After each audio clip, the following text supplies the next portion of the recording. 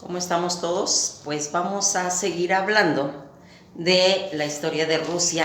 Nos habíamos quedado en toda esta situación que se va a estar suscitando a través de toda esta derrota que fue en 1905, en la que los japoneses les ganan a los rusos, que se dan ellos cuenta de que no están a la altura de pelear con esa gente, con esos pues ejércitos, y que aquí van a haber pensadores en los que están manejando toda esta situación, y uno de ellos va a ser Lenin.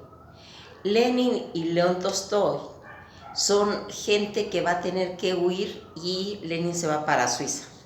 Ahí va a pasar más de 12 años estudiando, meditando, aprendiendo el pensamiento que en ese momento se estaba dando a través de Carlos Marx, en los que se va a dar cuenta él por qué no funcionó toda esa situación.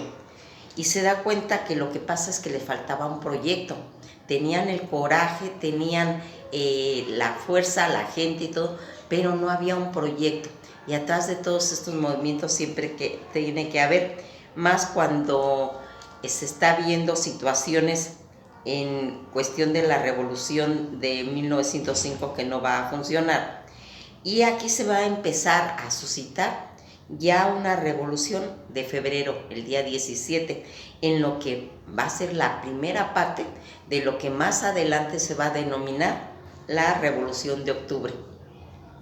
Cuando ya esté todo esto, a la caída del zar, vamos a ir viendo cómo va a tomar posesión un gobierno provisional en las que no va a saber cómo resolver el problema que en ese momento está teniendo Rusia. Todas las ideas de Lenin acerca del socialismo y de cómo va haciendo esa función que Carlos Marx se está manejando, y aquí se va a ir haciendo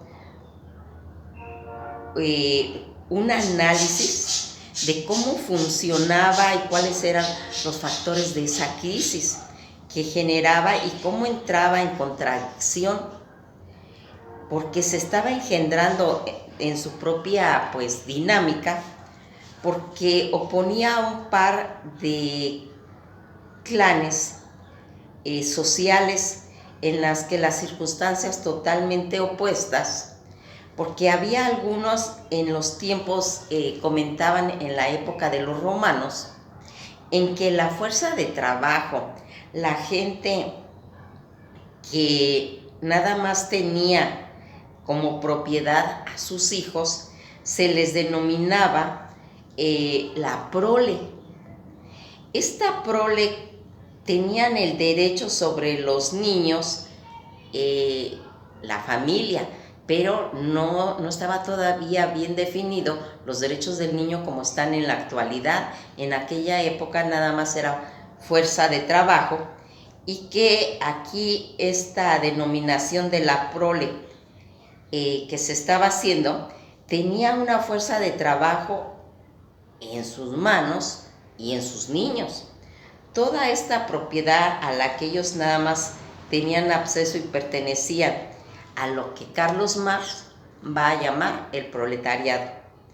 Se va a llamar a esa clase social, según Marx, en aquel que era el dueño de las máquinas, porque uno era el que tenía la fuerza de trabajo, todos esos niños llamados la prole, su descendencia, pero había otro sector que se le denominaba el que era el dueño de las máquinas, el que generaba y hacía en nombre de que se le denominaba a la fuerza de las personas que tenían las máquinas, se le llamaba la burguesía, porque provenía de los burgos.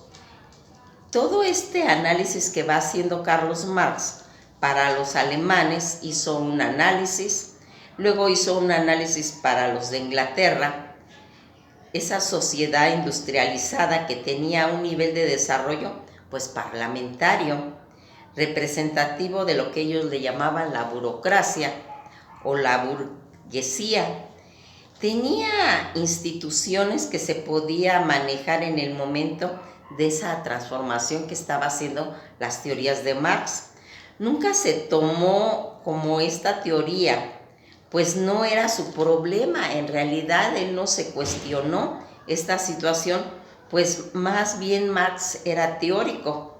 En un análisis de su tiempo, en realidad él era una persona economista que analizaba todas las situaciones sociales de la revolución industrial que se generó a través de ese movimiento, llegando a los extremos y todos esos movimientos que estaban haciendo, que se generaran, estaban haciéndose los sindicatos, y ya estábamos viendo que en Chicago llegaba pues el estudio de la jornada de las 8 horas. Todos estos trabajadores buscaban una condición, toda esa fuerza de trabajo, hasta distribuirla, porque antes la finalidad era llegar a destruir al ser humano hasta sus últimas consecuencias, no les importaba lo que se generara. Aunque aquí toda esta situación que generaba la riqueza en manos de las máquinas, todo se quedaba para ellos, nunca se distribuyó a otras cosas. Pero aquí va a pasar algo importante. Aquí en ese mundo industrial, donde todos se comían lo que generaba, aquí se va a empezar a hacer una situación, se va a empezar a hacer un excedente. Ese excedente que se tenía que repartir pues equitativamente, de todo lo que se generaba, esas riquezas, pero que no pasaba así. ¿Por qué?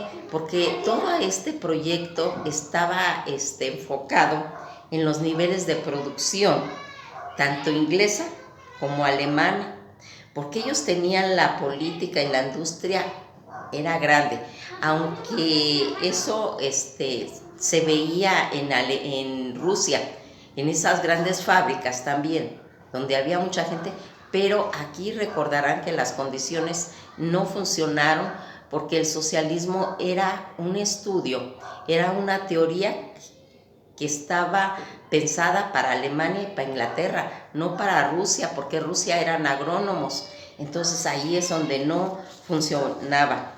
Aquí vamos a ir viendo cómo Lenin va a ir haciendo todas estas condiciones de trabajo, de haberse metido en una biblioteca en Suiza 12 años, en estar estudiando todas las ideas de Marx, en tener ese círculo de discusiones donde se generaba toda esta situación.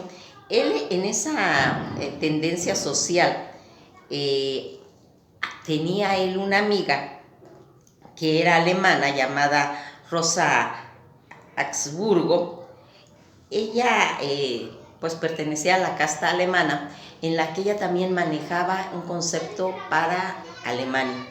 Y aquí se había hecho una tendencia de un partido que se llamaba los Spartakis, en la que este movimiento le comentaba a Lenin, a esta Rosa Habsburgo, que eso podía ser una salida, en la cual ella le decía que no. Y entonces Lenin le decía: mira, tú ve las situaciones que tienes en Alemania y yo veo mis situaciones que convengan a Rusia.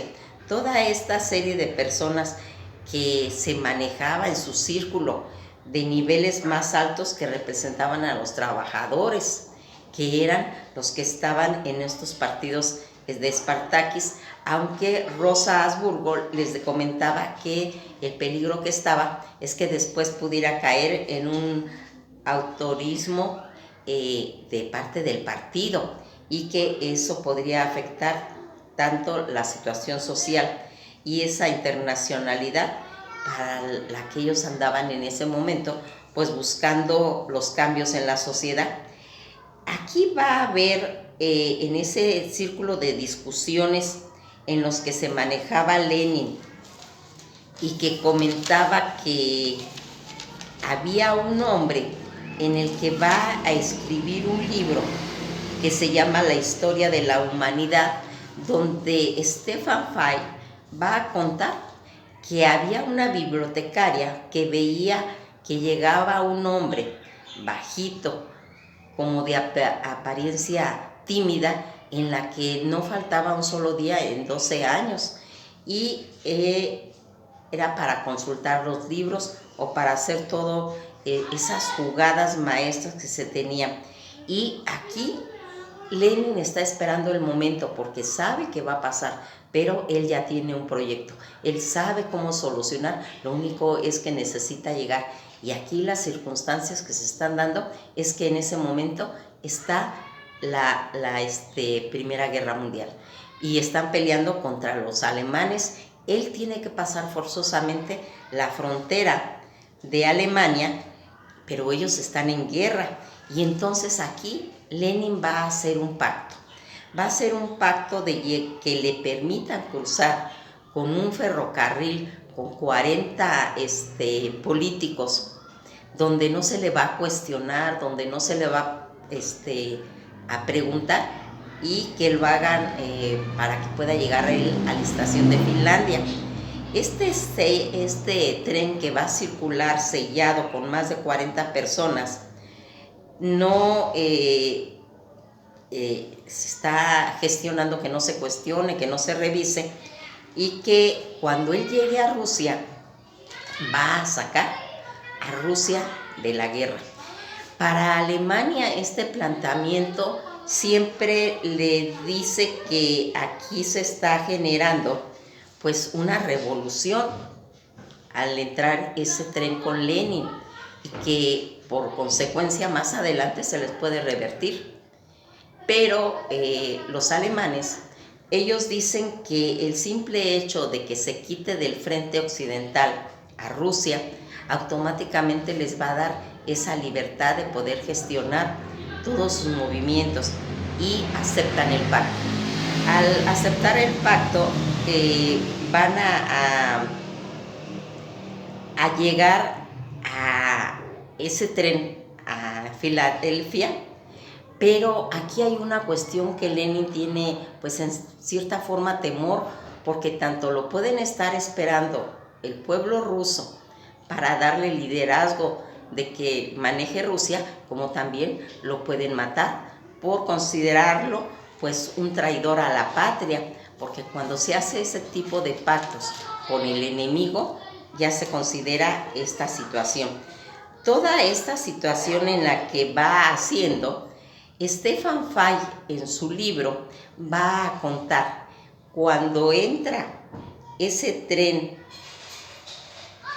a la estación de Filadelfia. Él dice, ahí viaja el siglo XX, diciendo o mencionando que eso va a ser un movimiento que va a cambiar la historia del mundo cuando van a llegar a esa estación de Finlandia, en la que se puede tanto matarlo como darle el liderazgo. Cuando nosotros vamos viendo esta situación que él llega, le entregan las banderas rojas, y él se siente ya protegido por el pueblo, él va a empezar a hacer un movimiento. Pero fíjense que aquí pasa una situación. Aquí él llega en abril, y la revolución de lo que se está haciendo de este movimiento va a ser hasta octubre.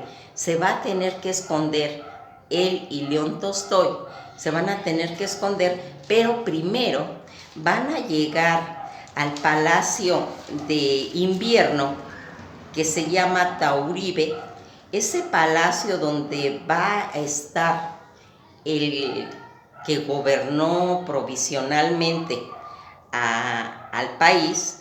Aquí fíjense en lo que va a pasar.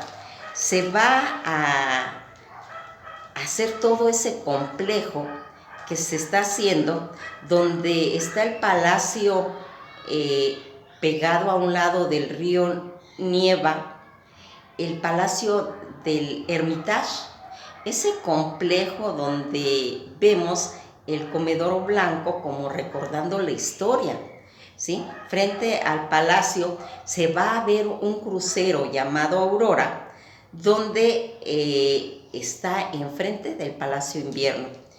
El 25 de octubre, Lenin y Trotsky van a tomar el Palacio de Invierno y lo van a tomar y a derrocar al gobierno provisional, donde van a detener a Kreisky.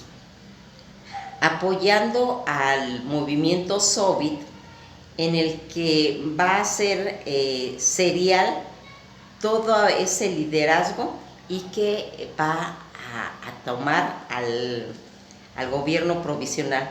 Toda esta entrada que hacen y al ser condenado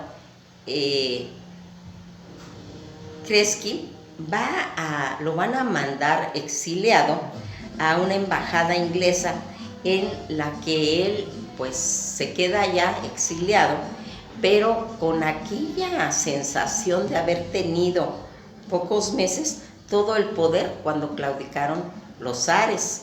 Aquí todo ese clima político del siglo XIX, donde habían muchos movimientos, donde estaban los cadetes, los bolcheviques, los anarquistas moderados, en las que ellos apoyaron a los soviets para darles ese vigor y esa fuerza, en la que en esa época ya se mencionaría que el 25 de octubre se mencionaría como la Revolución de Octubre. A partir de ahí recordarán que había empezado en febrero. Todas estas fracciones de gente, de movimientos que se estaban dando y que también se le va a llamar la Revolución Bolchevique. Bolchevique significa mayoría y Menchevique simboliza minoría. Todo esto se va a ir tomando y a la Revolución de Octubre se le va a llamar también la Revolución Bolchevique. Todo esto que ya habíamos visto, que empieza en febrero y que se vuelve más adelante la Revolución de Octubre, es cuando se va a tomar el Palacio de Invierno. Aquí vamos viendo cómo se va haciendo todo un movimiento en el que se va a tener que cumplir un tratado que había hecho Lenin con los alemanes. En ese tratado es cuando se va a sacar a Rusia de la revolución. Toda esta revolución y toda esta guerra mundial no puede llevar un pueblo, no se puede hacer al mismo tiempo una revolución y una guerra.